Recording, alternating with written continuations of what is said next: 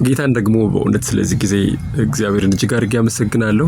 ዛሬ በአንድ ርዕሰ ጉዳይ ላይ ወደ እናንተ ልመጣ ፈልጌያለሁ። አንድ ነገር እስኪ ላስታውሳችሁ። ያን ጊዜ ገና በታናሽነታችን ይህ የምስራች ወንጌል በተሰበከልን በዚያን ጊዜ በስብከት ሞኝነት እጆቻችንን አንስተን ይህንን የሰማነውን ወንጌል አምነን ጌታን ስንቀበል ያልነው ኮንፌስ ያደረግነው ነገር ምን ነበረ? እንዲህ ነበር ያልነው። ዓለምን ክጃለሁ፣ ሰይጣንን ክጃለሁ፣ ክፉ ምኞትን፣ ሐሳብን፣ ስጋን፣ ኃጢአትን ክጃለሁ። ከዚህ በኋላ ኢየሱስ ክርስቶስን የሕይወቴ ጌታና ዳኛ አድርጌ እቀበላለሁ ብለን ባልተቋረጠ መጋደል ውስጥ በዚህ ምድር ላይ በስጋ ወራታችን ለመኖር ወስነን ጨክነን ኮንፌስ አድርገን ጠላትነትን ከዲያብሎስ ጋር ደግመን ላንታረቅ፣ ከዓለም ጋር ደግመን ላንታረቅ፣ ከኃጢአት ጋር ደግመን ላንታረቅ፣ ከዚህ በፊት ለአመጽ የጦር ዕቃ የነበሩ ብልቶቻችንን ሁሉ የጽድቅ የጦር ዕቃ ለማድረግ ወስነን ከእግዚአብሔር ጋር እርቅ አድርገናል ብለን ነበር ያልነው እና ከዛን ጊዜ ጀምሮ እንግዲህ ይሄ ኮንፌሽናችን ማለት በሌላ አገላለጽ አዲስ ፍጥረት ያደርገናል ማለት ነው። ከክርስቶስ ዳግመኛ በመንፈስ እንድንወለድ የእግዚአብሔር ልጆች እንድንሆን አድርጎናል ማለት ነው። ከዛን ጊዜ ጀምሮ ታዲያ እግዚአብሔርን በመምሰል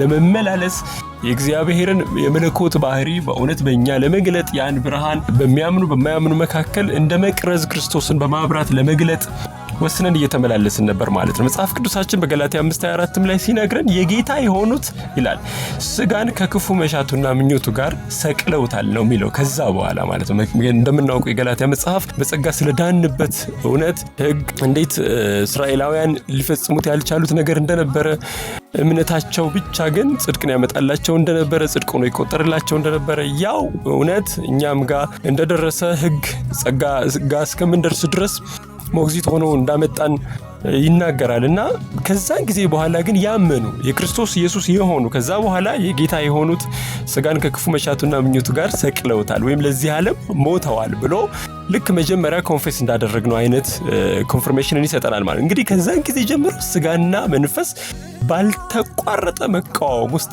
እንዳሉ እናውቃለን ማለት ነው። ይህ ማለት ነው ያልተቋረጠ መጋደል ውስጥ አለን ማለት ነው። ጌታ ኢየሱስ በዮሐንስ 17 ላይ ወደ አባቱ ስለኛ ሲጸልይ እንዲህ አለ፣ ከዓለም እንድታወጣቸው አለምንህም፣ ነገር ግን በዓለም እንድትጠብቃቸው ነው እንጂ ብሎ ይጸልይ ነበር። ይህ ማለት ነው በክርስቶስ ኢየሱስ አምነናል፣ ዳግመኛ ተወልደናል፣ የእግዚአብሔር ልጆች ሆነናል፣ አዲስ ፍጥረት ነን። ነገር ግን ስቲል በስጋ ወራት በዚሁ ምድር ላይ እንዳለን እናውቃለን። ጌታ ኢየሱስ እንዳለ እንደ በጎች በተኩላዎች መካከል ልካቸዋለሁ ብሎ እንዳለ የኛ ባልሆነች በተጠላች ጠላት ባለበት ምድር ውስጥ አለን።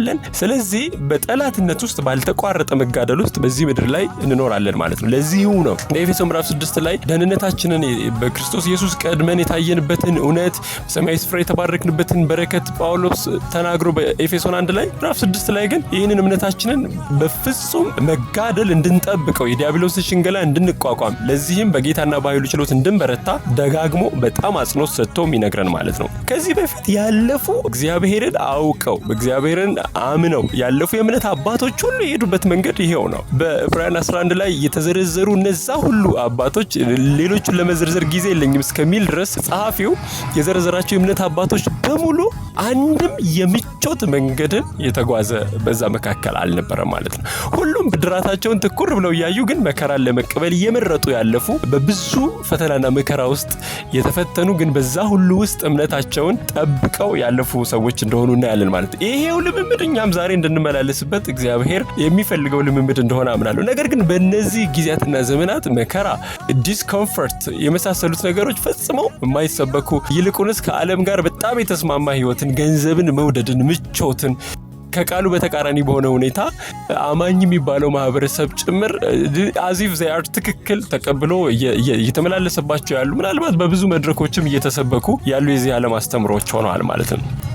የሐዋርያትም አገልግሎት ወራት እንደዚሁ ነበሩ። እንደምታስታውሱት ሐዋርያት ሥራ ምዕራፍ 14 ላይ ጳውሎስ እየሰበከ አይ ቲንክ ከበርናባስ ጋር ይመስለኛል እየሰበከ ሄዶ ኢቆንዮን የምትባል ከተማ ላይ ሰብኮ ከዛ በኋላ ተቃውሞ ደረሰበት። ልስጥራን ወደምትባል ከተማ ሄደ። ልስጥራን የሚባለው ከተማ ጋር አንድ ተአምራት ያደርጋል። ከዛ በኋላ እዛ ከተማ ላይ ያሉ ሰዎች አማልክት በሰዎች ተመስለው ወደኛ መጥተዋል አሉ። ዲያ የሚባለው ቤተ መቅደስ ካህን ከዛ በኋላ በቃ አልባሳትን አርጎ መስዋዕትን ሊያዘጋጁላቸው በተዘጋጁበት ጊዜ ትክክለኛውን እውነተኛውን እግዚአብሔርን ሊገልጥላቸው ይሞክራል ማለት ነው። በዘመናት መካከል ፀሐይን፣ ጨረቃን፣ ፍጥረታትን ሁሉ የፈጠረው ሰውን ሁሉ የሚመግበው እግዚአብሔር ማን እንደሆነ ልነግራችሁ ነው እንጂ እኛ እንደናንተ ሰዎች ነን ብሎ ሲላቸው እናያለን ማለት ነው። ከዛ በኋላ እስኪ ሞት ድረስ የሞተ መስሏቸው ትተውት ሄዱ እስከሚባል ድረስ ጳውሎስ ጳውሎስ ጉዳት እንደደረሰበት እናውቃለን። ከዛ በኋላ ወንድሞች ካነሱት በኋላ ያላቸው ነገር በጣም ይገርመኛል። በብዙ መከራ ወደ እግዚአብሔር መንግስት ልንሄድ ይገባናል ብሎ አጽናናቸው ብሎ ይናገራል እዛው ቦታ ላይ። ከዚህ በተጨማሪ የሌሎችም ሐዋርያት ፍጻሜ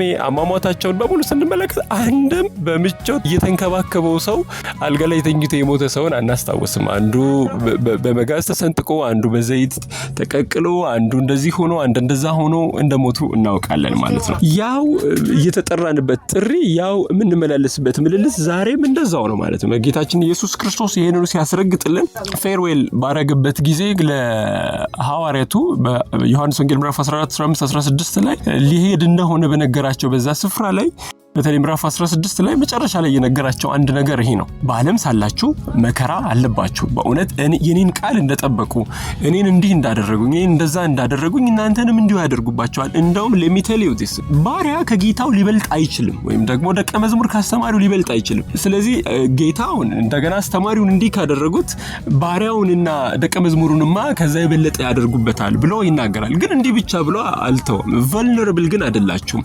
አይዟችሁን ያለምን አሸንፌዋለሁ፣ እናንተም ደግሞ ታሸንፉታላችሁ። ለዚህ የሚሆን ጸጋ፣ ለዚህ የሚሆን መንፈስ፣ አጽናኝ፣ የሚያበረታ፣ የሚያስተምር፣ የሚመራ መንፈስን እተውላችኋለሁ።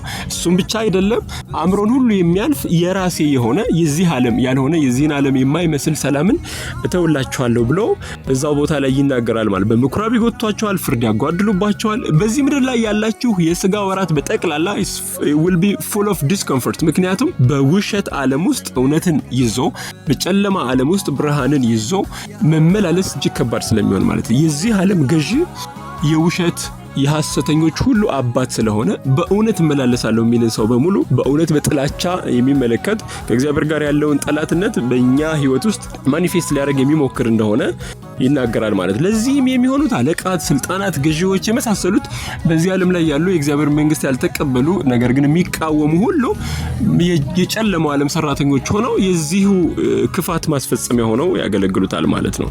ስለዚህ በዚህ ዓለም ሳለን መከራ እንዳለብን we have to know that ማለት ነው። ለጊዜው የሆነ መከራ ትዕግስትን፣ እምነትን፣ ፍጹም የሆነ ማንነትን እንደሚያመጣ ያዕቆብ ይነግረናል። ብድራትን ግን ትኩር ብሎ ያልተመለከተ ሰው በእነዚህ ሁሉ ጊዜያት ውስጥ መከራን ለመቀበል ወይም ደግሞ በእንደዚህ አይነት ዲስኮምፎርት ውስጥ ለማለፍ በጣም ይቸገራል ማለት ነው።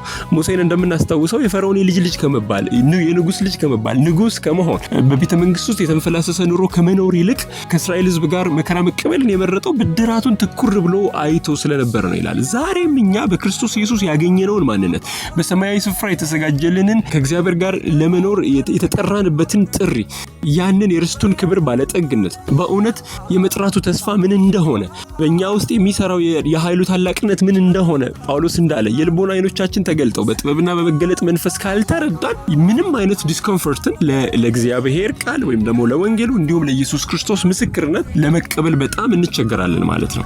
የመከራ የፈተና ምንጩ ያዕቆብ እንደሚነግረን እዛው ቦታ ላይ የገዛ የራሳችን የሥጋ ክፉ ምኞትና መሻት እንደሆነ ይናገራል። ስለዚህ አንድ ሰው በፈተና ውስጥ በመከራ ውስጥ የማያልፍ ከሆነ ሥጋውን ከክፉ መሻትና ምኞቱ ጋር በመስቀል ፈንታ የሥጋውን አምሮት፣ የሥጋውን ምኞት፣ የሥጋውን መሻት እያከናወነ ያለ መንፈሱን ፖዝ አድርጎ መንፈሱን ሃይበርኔት አድርጎ ነገር ግን በሥጋ እየተመላለሰ ያለ ግን መንፈሳዊ የመሰለ ሰው ብቻ እንደሆነ ወይም ደግሞ በማመቻመች በማስመሰል ሕይወት ውስጥ እየተመላለሰ ያለ ሰው እንደሆነ በጣም እርግጥ ነው ማለት ነው። እንዲሁ አንደኛ ጴጥሮስ ምዕራፍ 2 ቁጥር 21 ላይ ሲነግረን የእግዚአብሔር ቃል ኢየሱስ የተመላለሰውን ኢየሱስ የረገጠውን ኢየሱስ ያለፈበትን ኮቴ እየተከተልን ለመሄድ ለዚህ ተጠርተናል ብሎ ይነግረናል። እሱ እንዴት አለፈ ሲባል በሸላቾቹ ፊት ዝም የሚል ለመብቱማ ይሟገት ያስፈልገኛል ብሎ የሱ የሆነውን ሁሉ ያላለ ወይም ኃይሉን ያላግባብ ያልተጠቀመ በብዙ ትህትና፣ በብዙ ቅንነት፣ በብዙ ዝቅ ማለት አገልግሎ ያለፈ ጌታ እንደሆነ ይህንኑ ፈለጉን ይህንኑ ኮቴውን ተከትለን እንድንኖር ደግሞ እንደተጠራን እዛም ቦታ ላይ ይነግረናል ማለት ነው። ልክ ቀደም ዕብራውያን 11 ሲጨርስ የእምነት አባቶችን ከተናገረ በኋላ እነዚህ ሁሉ ምስክሮች ሕያዋን ምስክሮች እንደ ደመና በዙሪያችን ካሉልን ብሎ ዕብራውያን 12 ላይ ይጀምራል። እነዚህ ሁሉ የእምነት አባቶች ብሎ የዘረዘራቸው 11 ላይ እግዚአብሔር እነሱን የጠራበትን ያን ተስፋ ተመልክተው ያን ክብር አይተው መከራን ለመቀበል የመረጡ ለመሞት በተለያየ ፐርሰኪዩሽን ውስጥ ለማለፍ የመረጡ እነዛን ሰዎች ተመልክተን እኛ ደግሞ የእምነት ሩጫችንን የራሳችንን ዛሬ ተረኛ የሆንን እኛ የእምነት ሩጫችንን እንድንሮጥ ይነግረናል። ነገር ግን እነዛ ሁሉ ሰዎች ደግሞ የወደቁበት የተሰነካከሉበት ታሪክ ያላቸው ናቸው። ነገር ግን የእምነታችን ጀማሪና ፈጻሚ የሆነውን ክርስቶስን ትኩር ብለን እንድናይ ይነግረናል። እሱ ያልወደቀ ፍጹም የሆነ ምሳሌያችን ስለሆነ ማለት ነው። እዛው ቦታ ላይ ታዲያ እንዲህ ይላል፣ ገና ደምን እስከ ማፍሰስ ድረስ ለእምነት አልተጋደላችሁም ብሎ ወይም ደግሞ ገና አልተፈተናችሁም ብሎ ይነግረናል ማለት ነው። ከላይ ልነግራችሁ እንደሞከርኩት በጣም እንወደውን ጓደኛችንን ስለ ኢየሱስ አናወራውም። ያ ምክንያቱም ምቾታችንን ይነሳል፣ መከራን ያመጣል በህይወታችን፣ ወይም ደግሞ ጽድቅን እኛ በምንሰራበት በምንመላለስበት አካባቢ መግለጣችን በሰዎች ፊት በጣም የሆነ ክብርን የሚያሳጣን ስለሚመስለን የሥጋ ምሮትና መሻታችንን ማድረግን ከጽድቅና ከቅድስና ወይም ደግሞ የእግዚአብሔርን መንግስት የእግዚአብሔርን መልክ በዛ አካባቢ ከመግለጥ ይልቅ መርጠን እንሄዳለን። በዚህ ሁኔታ መከራ ወደኛ እንዳይመጣ እንከላከላለን ማለት ነው። ስለዚህ በእርግጥ የእግዚአብሔር ልጆች ከሆነን በእርግጥ በክርስቶስ ኢየሱስ አምነናል ካለን መጽሐፍ ቅዱስ በቆላስይስ ምዕራፍ 3 ከቁጥር 1 እስከ 2 ላይ እንደሚናገረው ሕይወታችን ከክርስቶስ ጋር ተሰውሯል ብለን ካለን የሰማዩን የምንፈልግ ብድራታችንን ትኩር ብለን የምናይ ኃጢአትን የምንጠላ ክፋትን አመጽን ሁሉ የምንጸየፍ መጀመሪያ ኮንፌስ እንዳደረግነው ዓለምን የካድን ሰይጣንን ኃጢአትን የካድን ስጋዎቻችንን ብልቶቻችንን ሁሉ ለእግዚአብሔር ጦር ዕቃ ለጽድቅ ጦር ዕቃ አድርገን የቀደስን የእግዚአብሔር ቤተ መቅደስ እንደሆነን ያወቅን ለጽድቅ የምንኖር ሰዎች እንሆናለን። ለዛ ደግሞ መከፈል ያለበትን የትኛውን መከራ ዋጋ ለመክፈል በጣም በእርግጥ የቆረጥን እንሆናለን። በእንደዚህ አይነት ሁኔታ ውስጥ የሚያልፍ ሰው በእውነት ነግራችኋለሁ እግዚአብሔር በእርግጥ ከሱ ጋር አለ ማለት ነው።